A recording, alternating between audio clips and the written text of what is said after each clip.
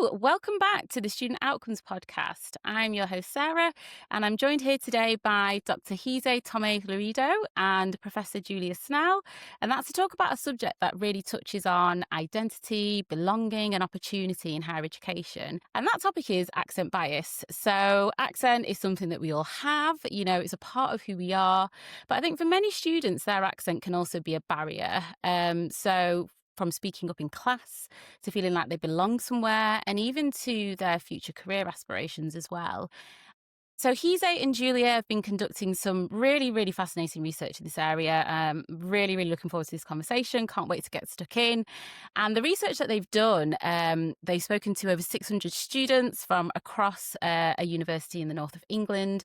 And their findings really shed light on the lived experiences of students and the way accent bias intersects with class, race, and also other identities. And then we'll also be talking about what universities can do practically to kind of help change things. So without further ado, let's dive into this conversation. So Gise and Julia, thank you very much for joining me today.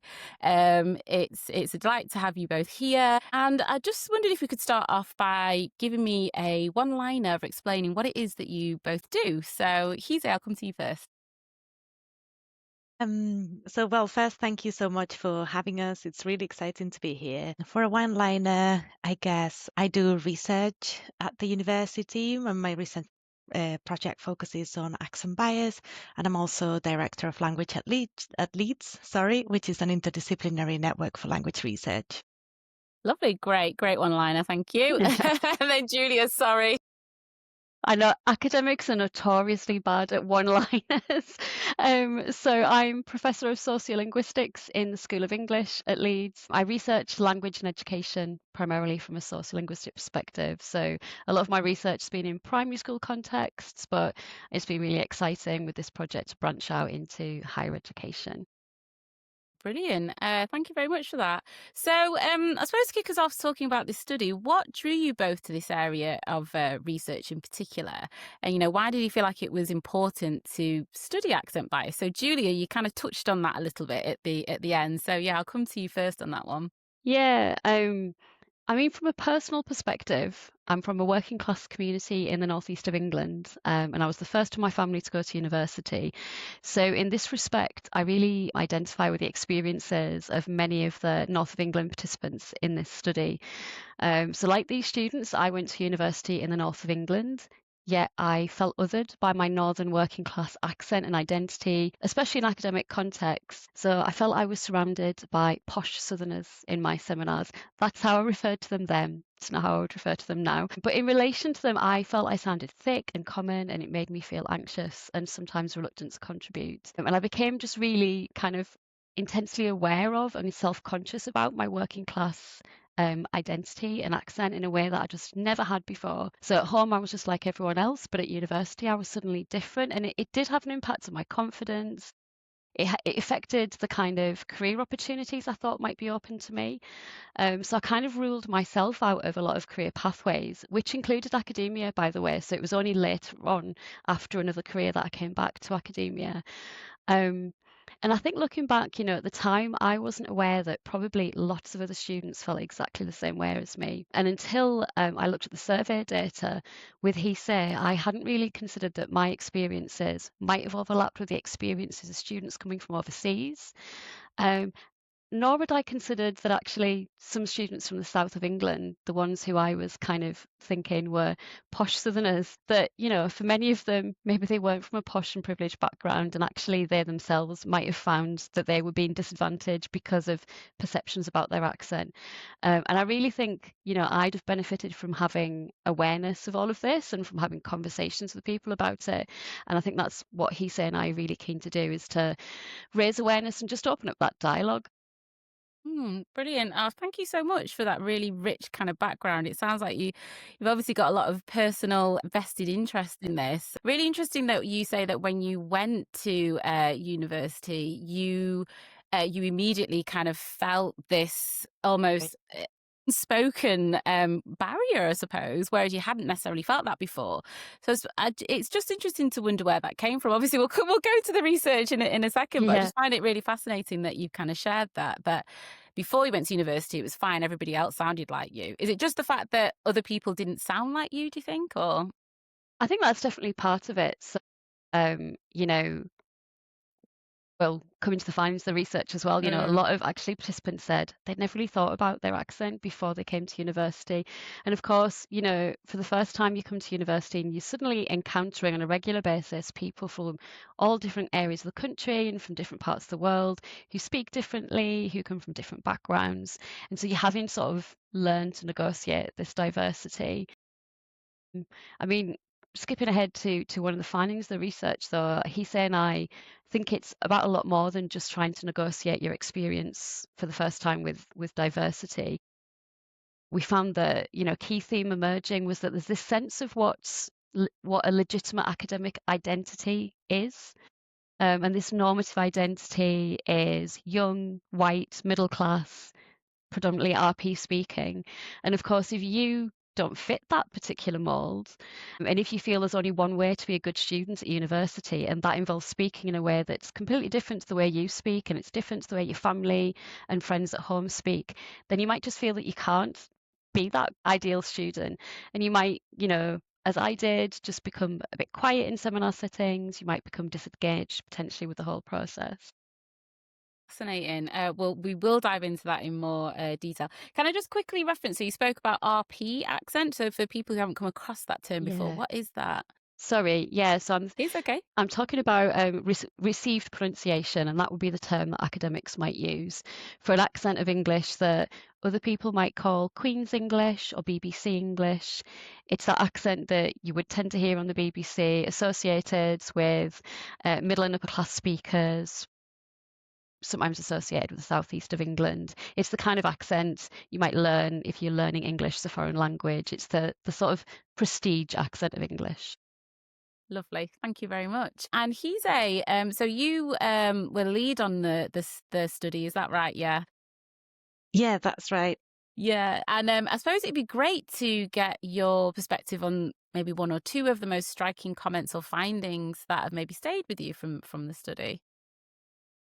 Yeah, so I guess what surprised me the most at first was like the depth and honesty of student responses, because as Julia mentioned, we conducted a survey, so we weren't quite sure what kind of data we would get. And we know that students are usually survey fatigued, and yet we got over 600 student responses from all schools and levels, and they shared very detailed reflections. And I think this shows how important that topic was to them. And we found striking commonalities that again we'll get into in a minute. But for example, I found it surprising how normalized it is to mimic and mock certain accents, even in academic contexts specifically. So to give you an example from a quote that one of the PhD students shared with us, I'm from Hull and it's definitely normalized to mock how I talk. I do a lot of presentations and often students and sometimes academics will repeat words in an approximation of my accent and then all have a laugh. So I think this raises like that important question of how a student or a researcher can feel that they belong in a space, as you were saying before, if their voice is being questioned professionally. Yeah, and even from the academic as well, in that sense, in that case even. So I suppose in that sense, for the student, that must just feel really othering, like Julie was saying, like actually you don't belong here. If even the academics are mocking my accent. And I suppose which groups of students for you did seem to be most affected by this? Yeah, so we collected data about students' language backgrounds and their self-reported accents. And from that, we found that the two groups that reported being disadvantaged more often were students with regional accents from the north of England, especially from working class backgrounds, and students who didn't grow up speaking English. Right. Okay. So those were the key groups, and obviously, interestingly, I suppose directly related to that, those are the groups that we see lower progression rates, just in terms of education, higher education in general as well. And you did mention there that there was obviously that quote from the student about saying, they had students and also academics that mocked them. What other kinds of, I suppose, microaggressions or experiences came through in the comments, Gise? Was there anything else that came through? Yeah, and this was one of the key themes that emerged from the data, kind of like the types of accent-based disadvantages. And we've summarized them as students feeling that they're being miscategorized, mocked, treated differently, and othered. And participants felt this was often the case because accents triggered assumptions and social stereotypes, often linked to their class background and their ethnicity and their social identities. So, for example, so this is an example that is not a direct comment, but a student with a Lancashire accent shared that they were directed towards financial support at an open day without prior mention of their finances. So this is about differential behavior. And I guess going back to the being mocked, this wasn't just students with regional accents, but also students whose first language wasn't English. So a student whose first language was Mandarin talked about having also their accent mocked during a Viva, PhD Viva. So what we argue is that, because sometimes, I guess the examples that I've shared are like the most direct, but sometimes these comments, I guess the person making them is not aware of the problematic nature. So we've also had comments like, isn't it lovely like that someone like you has made it here? And things like that. So we argue that it's the repeated nature of these experiences that can have a cumulative negative impact. And that's why we conceptualize the negative comments, the mocking, the mimicking as microaggressions. That is what then can have that clear impact on student belonging and well-being, feeling that making students feel that they're out of place at university. Yeah, definitely. And I suppose just the very open nature within which this is happening. So the environments that it's happening, during a Viva, it's kind of, yeah, it just seems very, I suppose, shocking in a way that these incidents happen in those environments, and also by academics and by staff members at universities as well. And I suppose, Gise, to your point, you were saying it's also the fact that people don't understand that this isn't appropriate behaviour. It's not something that should be done to these students in terms of mocking accent and making these preconceptions. It doesn't seem to be that there's a general awareness around that, would you say? Yeah, and then in some cases, even students themselves who receive those comments, we found that they kind of dismiss them as banter or jokes, and they say, well, it doesn't bother me too much, or that's why looking at the data altogether, because in other cases the comments are more subtle, as I was mentioning before. But yeah, it's I guess the full experience of every time, not every time, but often or occasionally when you go into a professional context and you're marked out for the same reason than for the person experiencing that. Yeah.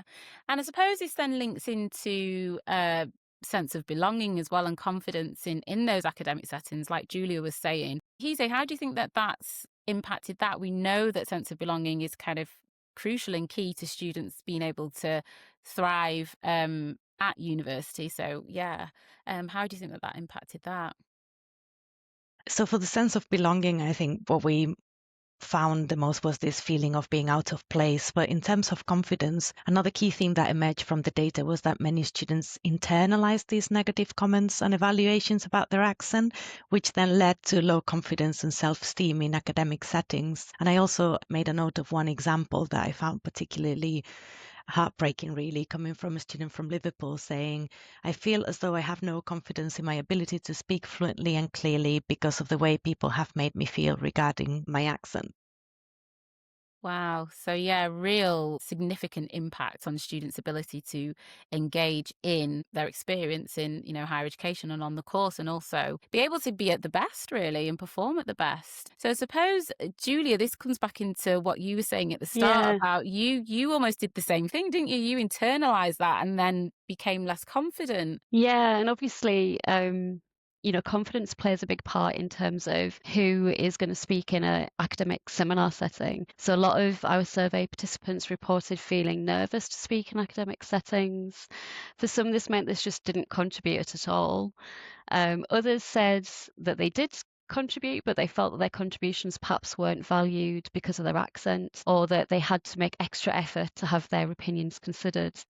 Another quote here that I've got, and again, it's from someone from Liverpool who said, in academic settings, I often feel that I sound less eloquent and therefore my points are not valued on the same level as they would be if delivered by an RP accent. Um, So again, these issues predominantly affected working class students from the north of England and those coming to the university from outside of the UK, which means, of course, there are equity issues. Because if students don't feel they're able to contribute in academic settings, or if their voices are not truly heard, by which I mean taken seriously, then they have been disadvantaged because they're not having that opportunity to shape and refine their thinking through dialogue in the academic setting. And there were students as well who felt that, okay, they did contribute, but they felt they had to change their accent in order to participate. And again, there are equity issues here because if you're changing your accent, you're taking on additional labour in the seminar setting, which you might already experience as stressful anyway. Some students do. And obviously that's unfair because other people are not having to take on that extra labour and creates equity issues.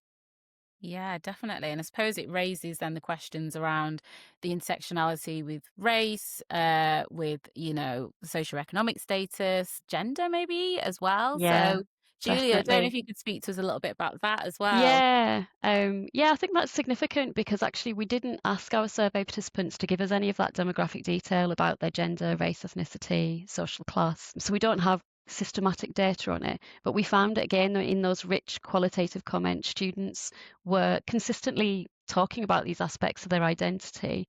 So students from the north of England, as we've already intimated, really felt that accents triggered assumptions related to class stereotypes, and that often led them to be seen as less intelligent or able. But a lot of our students made the case that class was only one part of the picture because class identities intersect with other facets of identity, as you've said, Sarah, race, gender, sexuality. So I've got a couple of comments here just that show that point. So one student said, I come from a working class background, so my accent is strong and is not received pronunciation. Over the years, my accent has changed to reflect that of my university peers. However, people still notice and comment on my accent. I get the impression they think I'm not as intelligent because of my accent and they don't take me seriously. It's important to note that I'm also a BAME, Black, Asian, and minority ethnic woman. So that's how this person self-identifies. So she specifically says there are other factors at play here, not just my accent. So here's someone noticing that actually it's not just class, it's not just accent, it's race. Another student said, I've got both a somewhat broad local accent and what I will call, for lack of a better term, gay voice. And sometimes feel that I'm judged by more middle class students for the former. I also feel that both factors, both individually and combined, have the effect of making what I say seem less intelligent. So both of these students are acknowledging that different identities intersect or inform each other. So what academics would refer to as intersectionality, but also it's about more than just identity. It's about power and marginalisation and how people can be multiply marginalised, while others are multiply privileged and therefore more or less vulnerable to accent bias. So it's one thing to have a working class regional accent. It's another to combine that with being a Black woman or a gay man, which creates a substantively different experience. So it's important that we understand those intersections and the role accent plays. Um, and just briefly going back to the quote from that woman who self-identified as BAME, what she says is that over the years she changes her accent to be more like that of her peers, but people still noticed and commented on her accent. So even when she changed her accent, it didn't lead to greater recognition of her academic abilities. And this is something that researchers in the US have been thinking about in terms of race. So Jonathan Rosa and Nelson Flores have talked about ratio-linguistic ideologies. So this is this idea that our perceptions of someone's speech are being filtered through racial-linguistic ideologies, which privilege certain kinds of speakers and marginalize others, regardless of what language they use. So we're saying that someone could use an accent that approximates RP, but listeners' perceptions of them are being shaped not just by what they can hear, but what they can see. And if what they see is a Black woman, they may still perceive that speech as non-standard or somehow deficient. Absolutely. I think you just put that so well. You've articulated that really well, just in terms of how those different factors interplay with each other, and like you say, layer on top of each other as Yeah. well. I suppose what just what you said there is probably it has triggered a memory for me actually, personally, relatively recently, where I was booking an appointment, and obviously in terms of the way that I speak, how I was brought up generally, again there was a focus on accents. So my nana, my grandma, she's from Jamaica, so she had a really thick Jamaican accent, but my mum was kind of first generation here, so there's very much a focus on them to be kind of well spoken, so that kind of got passed down, which is really interesting. But then generally, like I say, fast forward to today, I was booking an appointment and somebody actually questioned. So I was kind of going through the details of who I was and had to take my race as well. And they stopped at the ethnicity part and said, actually, can I just double check that you are Black Caribbean? And it was almost that point of, well, what does a Black Caribbean person sound like? Because to her, my voice, it was exactly that point that you were saying, Julia. My voice didn't match up with what she thought a Black person sounded like. And it just completely played out. And it wasn't even something that was conscious. It was almost like, oh, sorry, can I just double check? You said that you were Black Caribbean here. And I was kind of like, yes.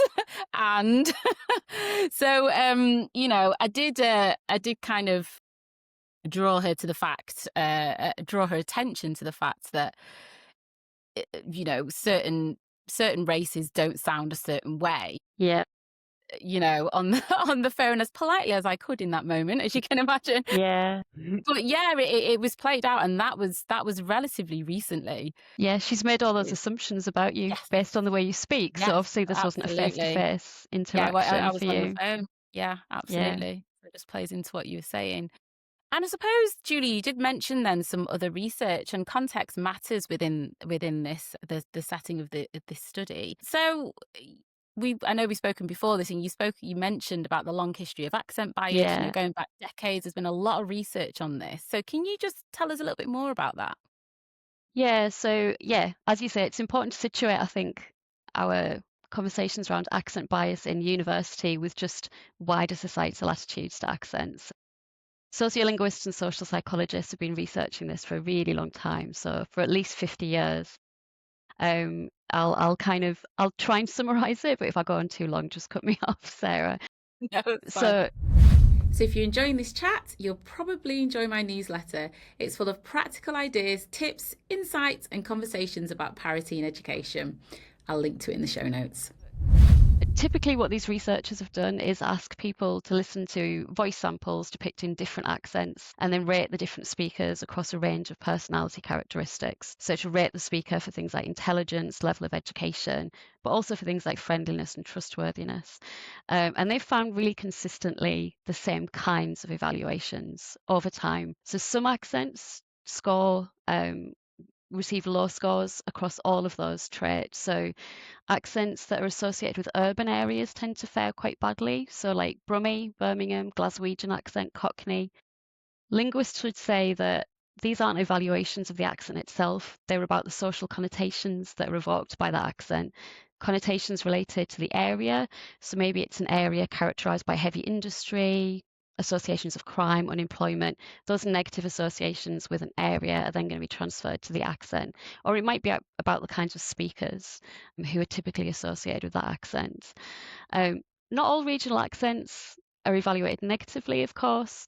So some, like the Newcastle accent, Geordie, that might be evaluated negatively for things like intelligence, but they tend to be rated really highly for things like friendliness, trustworthiness, sense of humour. And again, it isn't about the accent, or at least that's what we would say. I think it's about the associations, about the area and the people who live there. So think about Ant and Dec, kind of celebrity figures who are known for their warmth, their sense of humour, being friendly, and those are the associations people have of that particular accent. And then the same research has shown that those who speak RP are consistently rated as being more intelligent, ambitious, competent than those who speak regional accents, even by people who themselves speak regional accents. Why? Well, again, it's not really about the accent, it's about the people who speak it. So RP has historically been associated with those who've enjoyed a privileged education, who hold high status positions in society, working in the media, law, politics, as a result perhaps of greater wealth. So in other words, it's associated with people who have high status. And because it's associated with those people, the accent itself tends to be seen as high status and associated with things like being educated, intelligent. And these links just become kind of natural. Of course, RP sounds more educated, more intelligent. It's not natural, though. It's about these historical associations. I would say, I mean, not for everybody. So for some people, that link to high status could be interpreted negatively as posh and pretentious, like it was by me when I was at university. And then the accent takes on those meanings as well. So there were, as I've said, students from the south of England who felt that they were unfairly seen in that way. But then, so some of them said, oh, people think that I'm posh, and I'm not. I'm actually from a working class background, but they happen to have that kind of RP southern accent. But in formal contexts, formal academic contexts, it does tend to be RP that kind of reigns supreme because it's got these associations with high social status. And so, I mean, we've mentioned some of the comments that have come maybe from members of academic staff as well as students. And I guess it's important to say that, academic staff, students here, they're all just part of society, and all of these associations are out there in society. And so that's why they're here in higher education as well. Yeah, absolutely. It's almost kind of like the fabric. It's a fabric of society. That's why it's so pervasive. So it's these kind of social constructs that we have, these social norms. So like you say, it's not about the accent, is it? It's about something much bigger than that in that sense. So Gise, was there a study that you mentioned as well around, connection between higher education and accent-related anxiety? Was that something you wanted to kind of touch on? Yes, I guess that's the missing piece in the jigsaw that leads to a study as well, because a recent Sutton Trust report that was written by sociolinguists highlighted that university is the life stage where people feel the most anxious about accent bias. This was a study based in the UK, and yet to our knowledge, no research has explored why that's the case. So one of the key themes that emerged from our data was precisely why and how the university context amplified existing accent prejudices. And it goes back to what Julia started speaking about at the beginning about this normative or legitimized academic identity. And I suppose for both of you, are you kind of surprised at how little maybe some things have changed, particularly that, the RP being, at the top of the ladder, and this research has been done, kind of many, many years ago? Yeah, I was telling Gise earlier, there's one comment that one of the students made, and she said she was from a working class background, she had a Yorkshire accent, and people made comments. So Gise has already mentioned this, saying things like, isn't it lovely someone like you is here and things are changing? But that they also said to her, you sound like you're a farmer or going down the pit. And it made her feel embarrassed, like she didn't belong. And that comment about going down the pit, I used to joke with a friend who was also from the north when we were at university that we might as well be wearing like flat caps with a sack of coal over our shoulder, because it's almost like that's what people saw when they talked to us. Because there was these real stereotypic persona about, us and our ways of speaking. Yeah. Now as a sociolinguist, I know that there's just these really long-standing associations with northern accents and in the industrial working class and kind of iconic local identities like the miner or the Liverpool dock worker or whatever it might be. And they're really powerful. They've endured over a long time, and that's why we get these associations with, being uneducated if you've got a northern accent, and why it's seen maybe as out of place in higher education. But yeah, I mean, things have changed since 1997 when I was at university. But as you said, it was surprising that the survey shows that these sort of cultural values do still persist in university today. Yeah. Yeah. And I suppose leading on from that, how might the university environment, I suppose, amplify these biases rather than, reduce them? You would think, like you say, in this day and age, particularly in a university setting, that some of these biases wouldn't necessarily be as prevalent or filter through. I think partly it's kind of a high stakes setting, isn't it? In an academic context. And so all of those kind of insecurities around speaking in academic context and whether or not you really fulfill that sense of someone who is an academic person, that sense of what that identity looks like. It's also, being surrounded by that diversity. And to a certain extent, maybe students being quite torn between, on the one hand, you want to maintain your distinctiveness and you want to maintain your accent because it's linked to who you are, your identity, sense maybe of local pride in where you're from, but you also want to fit in. And, all of this is going on both socially and in an academic context as well. And so I think that's what gives these issues, it really brings them to the fore. Yeah. And then I suppose, how do these issues then connect? We have spoken about intersectionality with socioeconomic status and also equity we've spoken about. But I suppose, how does this really kind of connect to that broader equity and widened participation challenges that we are seeing in higher education today? I mean, I think as Gise said, in terms of our findings, that the key groups who were finding themselves affected by accent bias, one of those was working class students, in particular from the north of England. The other was students coming from overseas who were speaking English as a second or other language. And these are key groups for universities. All universities, I think, want to try and diversify the student body. They want to bring in students who have traditionally been underrepresented, students from working class backgrounds who are perhaps the first of their family to go to university. And I think universities are doing really a lot better in doing that. But then it's about thinking about how we create the kind of environment in the university that's going to make those students feel comfortable and confident and able to perform to their best abilities.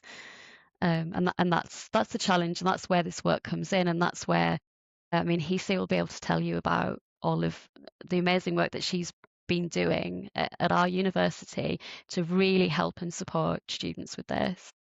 Yeah, brilliant. Thank you, Julia. Yeah, it leads us very nicely into this next section where it's almost kind of well, what do we do about this now?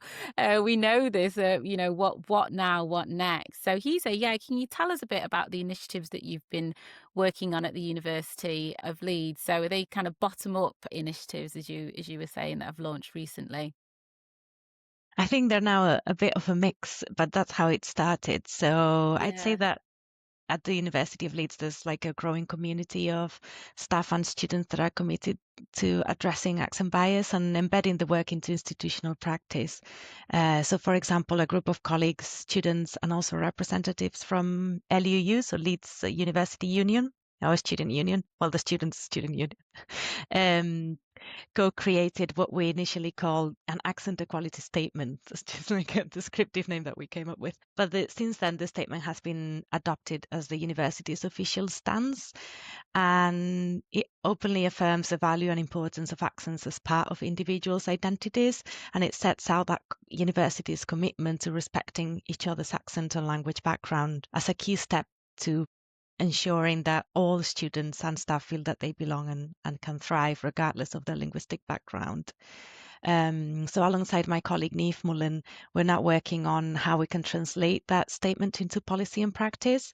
So at the moment, we're developing a communications campaign called All Accents Welcome. We're collaborating with colleagues and students across different schools and university services as well. So we're still in the early stages of that work, really, but especially because it's such a big institution. But there's a lot of energy and kind of exciting initiatives and conversations already underway. So there'll be definitely more to tell you about in a few months' time or so. Yeah, that sounds brilliant, and just like the kind of thing we need, taking the research and pulling it into something actually tangible and actionable on the ground. That's kind of the next step, isn't it? It's great that the University of Leeds is actually supporting that as well. Yeah. So I suppose, what's your vision for that, Gise? What do you, obviously, if you could just give us a bit of a summary of what your vision for that would be, how that would look.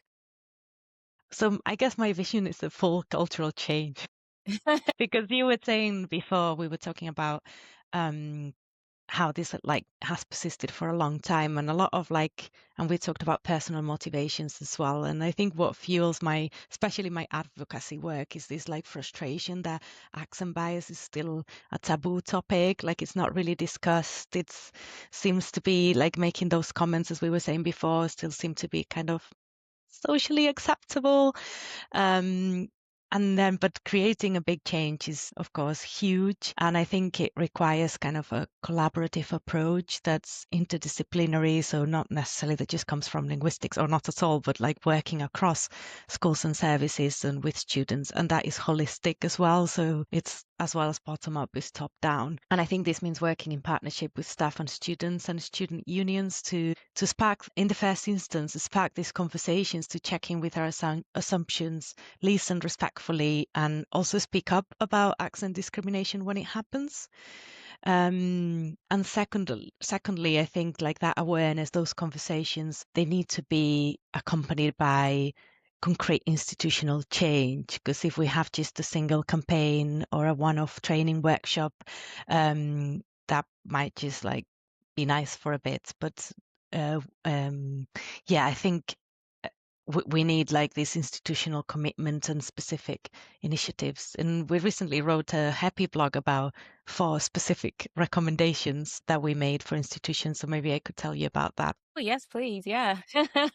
Yeah, because they're quite specific. So I thought if we start Yes. numbering them, it might sound weird. Like I No, said that's before. fine. Yeah, please go ahead. Yeah. So the first one is really around this like raising awareness on the one hand of the value of linguistic diversity and accent pride, and then on the other hand the negative consequences of accent bias. Because now in this podcast we talked about a lot about kind of the negative side, because that's what we found in the research, and that's what we set out to investigate. But if we talk about accents to students and staff and only focus on accent bias, there is a risk of unintentionally reinforcing stereotypes or leaving students whose accents are lower in this perceived accent hierarchy to feeling pessimistic or hopeless, and we don't want to do that. So we think it's really key to highlight the strengths of accent diversity and the value that that brings. And this type of awareness raising could take the shape of a communications campaign like we're doing at Leeds. And as I said before, we see this as a like first step to start conversations and challenge assumptions. That's the first one. Number 2 is about embedding action, as I mentioned before, to tackle accent bias into policy and practice, including policies, strategies, communications, in training that we already have on like teaching, tutoring, supporting students, and not as a separate thing, but like as part of the institution's wider efforts to tackle class, race, and other type of inequalities. Because as we were saying, institutions are already doing a lot, but this seems like an area that could really improve existing efforts or like enhance existing efforts. And especially because at the moment, linguistic diversity and accent bias are rarely mentioned in institutional strategies and discourse in UK universities. And then, so that's the second one. So first awareness, second policy, third, creating a support route within existing systems for students and staff who are being the target of linguistic discrimination and harassment. So they can be supported, so that instances can be tracked, and we understand how they relate, as Julia was explaining before, to other social identities and other types of inequalities. And also as part of this, delivering training specifically for staff who are supporting students. And finally, fourth is just an obvious one as well, that I guess that we would do with any type of work, but evaluate the success of initiatives and track progress to ensure sustainability and efficiency.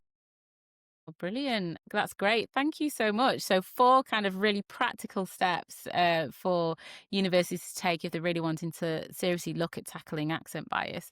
So we'll definitely list those. Like you say, that's in your Happy blog. So we'll have that linked to the show notes so people can have a look at that. And I suppose for this, part of me thinks actually this could be something that once, it's all set up and running at the University of Leeds, this is something that could definitely be rolled out wider across other institutions. Is that your thought, or is that just something I've kind of assumed there?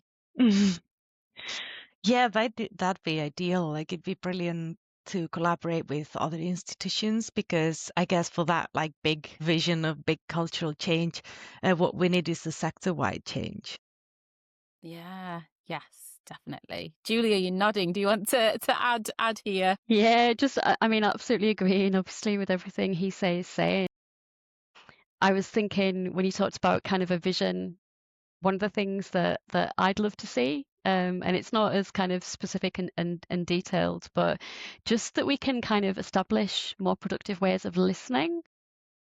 So there's this narrative that those who are marginalised because of their accent simply need to change how they speak and things will get better. So if only they can sound more RP, more standard, more articulate, or whiter and more middle class, that's never actually said, but often that's what's implied, then they'll be successful. But changing how we speak doesn't work. And I think, really we don't want that to be seen as, something that we're saying as a result of this, that there's accent bias, therefore you should change how you speak. That's not what we want to do. Remember what I said earlier about our perceptions are shaped by the speakers we see in front of us, and they're being filtered through these ideologies of race, class, gender. So that means someone can change how they speak, but they may still be stigmatized as a deficient language user because they're black, they're working class, they're gay, they're disabled. And we had examples where students were saying that they did change their accent. One person said that they changed their accent because, quote, tutors have struggled to understand what I'm saying. But actually, some students understood that listeners' apparent comprehension difficulties might just be rooted in those underlying biases. So, one student said, I've been speaking English for almost 20 years now. It's not that people don't understand me, it's that people don't want to understand me. So asking individual speakers to modify the way they speak, it doesn't do anything to tackle those underlying biases, and so it won't bring about change. So it's not about changing how we speak, it's about changing how we listen. Practically, like at an institutional level, we can do this. In terms of policy, I think we can, make clear our responsibilities as listeners within an academic community where we're going to regularly encounter people who are different. At a more local level, in academic departments, in teaching teams, we can set ground rules for how we listen to each other more productively. And as individuals, obviously, we can all do more to listen more attentively and with more care and compassion. So I think that's, in terms of a takeaway, we're not saying that people need to change how they speak. On the contrary, but we do all need to think about how we listen. Yeah, I like that. It's kind of flipping the narrative. It's not on the person. It's on the kind of the macro structures that we're operating Definitely. in. And I think we often see that, don't we, with more marginalized communities? We go to them for the answer, and they're not the root cause of the issue. It's actually everything else. So I think that's a really, really important point. And I suppose if you took some kind of a couple of quick fire questions then, to have some final takeaways and reflections. If you could change one thing tomorrow in higher education to tackle accent bias, what would it be? Gise, I'll come to you first. For me, it would be like from the ones we've mentioned already, but it would be the policy. So changing the including action to tackle accent bias into institutional policies and strategies, because that would signal a real commitment from the institution, which then would be followed by action and hopefully that change that we've been waiting for. Yeah, so all focus on action policy. Yes. And Julia? I guess it's what I've already said in terms of changing how we listen. So I think really shifting the emphasis away from speakers' perceived kind of linguistic deficits and towards, as you said, these structural biases that are shaping our perceptions. And I think if we can start to listen in a different way, we can build a more inclusive university campus. And just make sure that students don't come away with the idea that it's their fault, it's their shortcomings, and that they need to change, because that is an equity issue that's going to lead to a lack of confidence in themselves when there's absolutely no reason for them to feel a lack of confidence in their ability and who they are. Yeah, definitely. And I was going to say, if there was a message that you wanted listeners to take away, many of whom are working with students actually from this conversation. But I think, Julia, you summarised that perfectly in terms of actually we don't want the students to feel like there is something wrong with them or there's a deficit or it's on them. It's absolutely not. That's not the case. And so, as Gise, is there one kind of message you would like listeners to take away from this conversation? So I guess, I don't know, summing up for me, because it's like such a multifaceted topic, I would say that we've touched on kind of different topics. So we talked a bit about participation, which is essential for learning and outcomes. And we touched on belonging and well-being. We didn't have time to cover career aspirations in the end, but that's like another area that came up in the study. But yeah, so these are key issues, clearly key issues for equity, as we've been seeing. And also, if we think about it from an institutional point of view, for key metrics, including student satisfaction, continuation, employability, and so on. So I would sum up by saying that addressing accent bias is essential to ensure that students from all linguistic backgrounds feel that they belong and they can succeed in their studies, but also have equal opportunities to then secure jobs beyond university. Yes, definitely. Perfectly summarized. So it kind of touches every facet of the student journey, really, Mm. in that sense. Right. Well, lovely. Thank you so much for coming on today to speak to me. I've really, really enjoyed the discussion. It's been so insightful. I've learned a lot. We've talked about action as well, which is always pivotal, isn't it, in research? It's great to get the insight, but actually, what is it that we need to be doing about it? And I will share the links of some of those initiatives that you spoke about as well in the show notes so that people can have a look at that and also get in touch if they wanted to collaborate or find out a little bit more about the initiative that you're doing at the University of Leeds. So Gise and Julia, thank you so much for your time today. I really appreciate it. Thanks, Sarah. Yeah, Thanks thank very you so much. much. It's been really nice. Yeah, Thank it's you. been great. Cheers. Thank you.